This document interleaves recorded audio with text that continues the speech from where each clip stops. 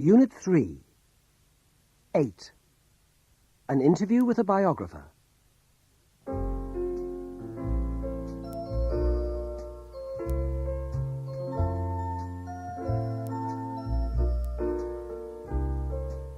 Today in Bookworld, we have an interview with Lucy Parker, who has written a biography of Ian Fleming, the author of the internationally famous James Bond spy novels.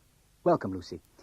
I think the thing that many people want to know is how much is Ian Fleming, the author, like the hero of his books, James Bond?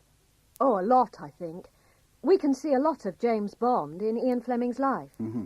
Well, let's begin at the beginning, when he was a child. Well, he was born on May the 28th, 1908, in England. His family were rich. His grandfather was a millionaire banker, and his father a member of Parliament. Was he close to his family? Well, his father was killed in the First World War, when Ian was only 9. He had 3 brothers, and he was quite close to them, but he was different from them. How was he different? Well, they all went to Eton. His brothers liked it. He hated it. He hated the army, too. He didn't want to be a soldier. He was good at languages, so he went to study in Geneva in 1930. Then, the next year, he wanted to join the Foreign Office, but didn't pass the exams. He went back home, and he was living with his mother again, feeling very bored, when he got a job as a journalist. He worked in London, Berlin, and Moscow.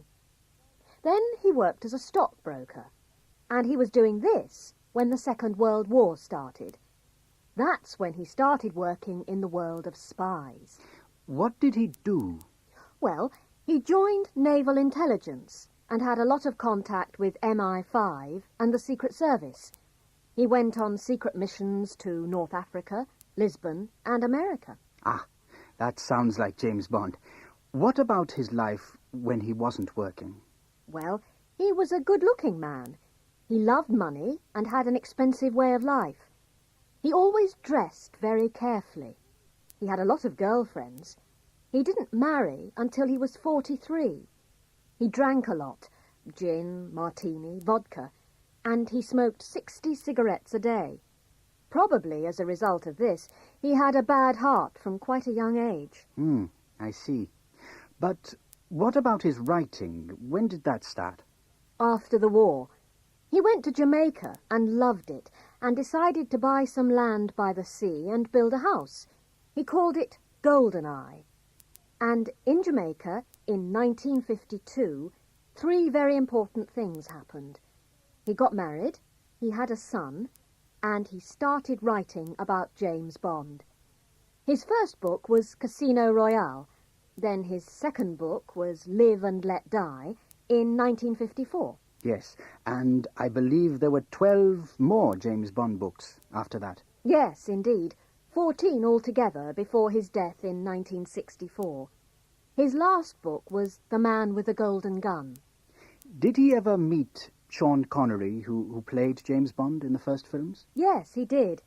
He helped choose Sean Connery for Dr. No, but he died while they were making the second Bond film, From Russia with Love. How sad, but at least he knew his books were successful. Oh, yes.